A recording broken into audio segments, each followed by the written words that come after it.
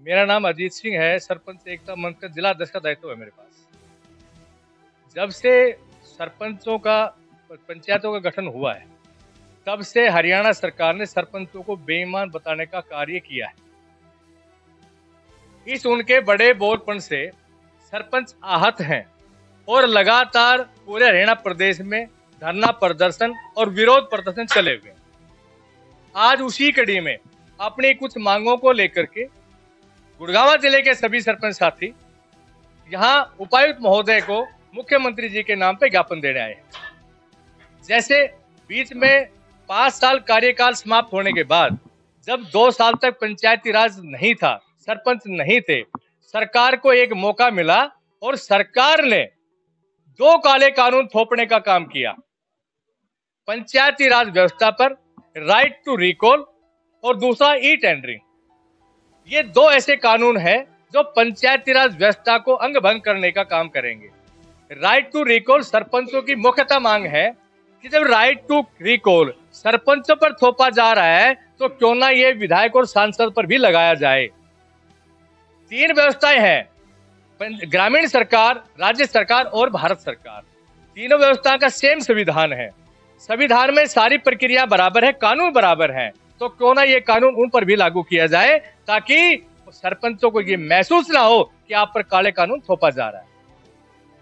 जब सरपंच गांव का प्रधान चुना जाता है तो उसको भी ये होता है कि 5 साल में कार्यकाल पूरा करूं तो मेरी छवि पर कोई दाग ना लगे और ईमानदारी का तमगा समाज दे कि भाई सरपंच ने ईमानदारी से काम किया।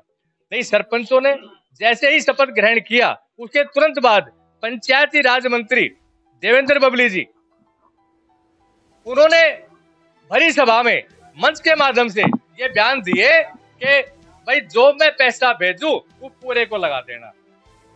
जब सरपंचों को इतना बेईमान समझा जाता है तो क्या जरूरत थी सरपंच बढ़ाने की, क्या जरूरत थी पंचायत राज की रक्षा कराने की। ये हाल तो तब है जब पंचायती राज में ग्राम सचिव और सरपंच के दोनों के सिग्नेचर होकर के तब बैंक में दिए जाते हैं। अगर कोई भी पेमेंट निकाली जाए तो दोनों के सिग्नेचर होने के बाद भी पेमेंट निकलेगी।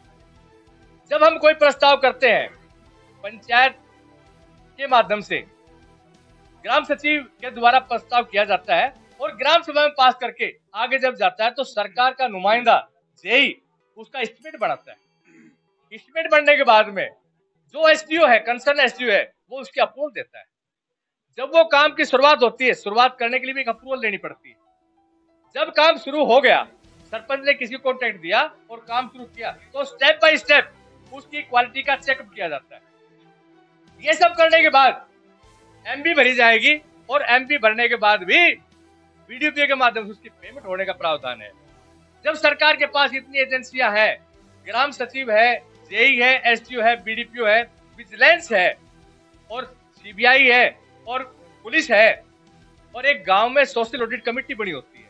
सरपंच गांव में कोई काम करता है तो सरपंच के ऊपर कोई भी आम आदमी आकर के कह सकता है कि भाई ये काम सरपंच गलत हो रहा है, सरपंच को ठीक करना पड़ेगा। और ज्यादा दूर क्यों जाए, जो टेंडर के थ्रू सरकार के माध्यम से जो काम हुए हैं उस काम की क्वालिटी, उस काम की गुणवत्ता और जो पंचायत द्वारा काम कराए जाते हैं उनकी गुणवत्ता को सरकार चेक कराए, कौन सा काम अच्छा, कौन सा बुरा है। किसी भी समाज में जाकर के ये पूछा जाए कि सरपंच काम ठीक करेगा या सरकार ठीक करेगी। आज टेंडर के द्वारा कोई काम होता है तो कोई भी ग्रामीण वहां जाकर ये नहीं पूछता भाई क्या लगा रहे हो, अपने मन की मर्जी से काम करते हैं।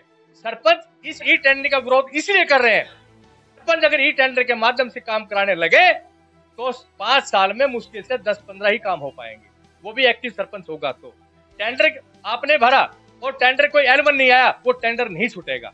हमें पता है प्रक्रिया का। अभी गांव में पिछली योजना में जो काम हुए हैं, टेंडर के जो काम है आज तक भी पूरे नहीं हो पाए। सरपंच इस बात का विरोध करते हैं।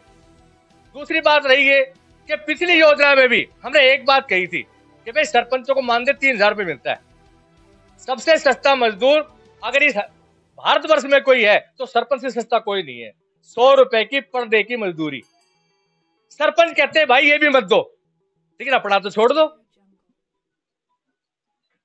विधायक और सांसद ना अपनी पेंशन छोड़ने को तैयार है और ना ही अपना मानदेय क्या तनख्वाह छोड़ने को तैयार है। एक बार विधायक बना उसकी पेंशन, दोबारा बना उसकी पेंशन। सरपंचों के जब आवाज उठाई पिछली योजना में तो एक तुगलकी फरमान जारी किया, भाई सरपंच मानेंगे नहीं, इनकी भी 1,000 रुपए पेंशन कर दो। आज हम ये कहते हैं 1,000 रुपए भी नहीं चाहिए, अपनी छोड़ दो किसी तरह, अपनी एक भी छोड़ने को तैयार नहीं है। और ये भी कर दिया गया कि सरपंच एक बार बढ़ा तो एक बार की पेंशन मिलेगी, उसके बाद पेंशन नहीं मिलेगी। हमारी ये भी मुख्यतः मांगे हैं, या तो अपनी छोड़ दो, नहीं पंचायती राज व्यवस्था में जितने भी जनप्रतिनिधि हैं, पंच सरपंच, ब्लॉक समिति मेंबर और जिला पार्षद, सबका उचित मानदेय बढ़ाया जाए।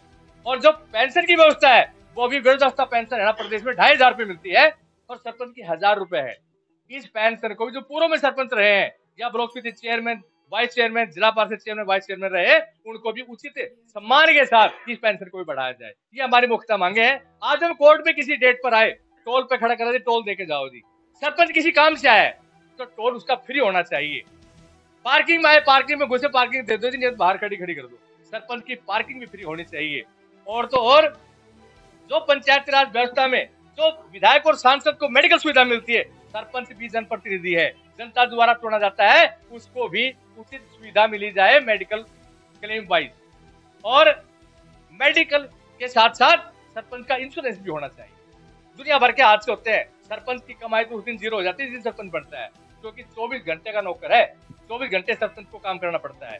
ये मुख्यतः हमारी मांगे। इन मांगों को लेकर के हम आज यहाँ उपायुक्त महोदय के पास आए हैं और इसके माध्यम से ये कहा गया है कि अगर हमारी मांगे 1 तारीख तक नहीं मानी गई तो 1 तारीख को चंडीगढ़ सीएम हाउस का घेराव करेंगे सारे हरियाणा के सरपंच। सरपंचों का विरोध प्रदर्शन, e tendering right to recall वापस लेने की मांग। हरियाणा की पंचायतों में ई टेंडरिंग व राइट टू रिकॉल का कानून वापस लिए जाने की मांग को लेकर सरपंचों का लगातार विरोध प्रदर्शन जारी है। आज को गुरुग्राम ब्लॉक के सरपंचों ने अपनी मांगों को लेकर विरोध प्रदर्शन किया तथा मुख्यमंत्री से नाम ज्ञापन सौंपा। गुरुग्राम से सरपंचों का विरोध प्रदर्शन, e tendering right to recall वापस लेने की मांग डीसी से मिले। हरियाणा की पंचायतों में ई टेंडरिंग व राइट टू रिकॉल का कानून वापस लिए जाने की मांग को लेकर सरपंचों का लगातार विरोध प्रदर्शन जारी है। सोमवार को रेवाड़ी ब्लॉक के सरपंचों ने अपनी मांगों को लेकर विरोध प्रदर्शन किया तथा मुख्यमंत्री के नाम ज्ञापन सौंपा। दरअसल आज गुरुग्राम ब्लॉक के काफी सारे सरपंच जिला सचिवालय के निकट एकत्रित हुए और नारेबाजी करते हुए जिला सचिवालय पहुंचकर डीसी को अपनी मांग का ज्ञापन सौंपा।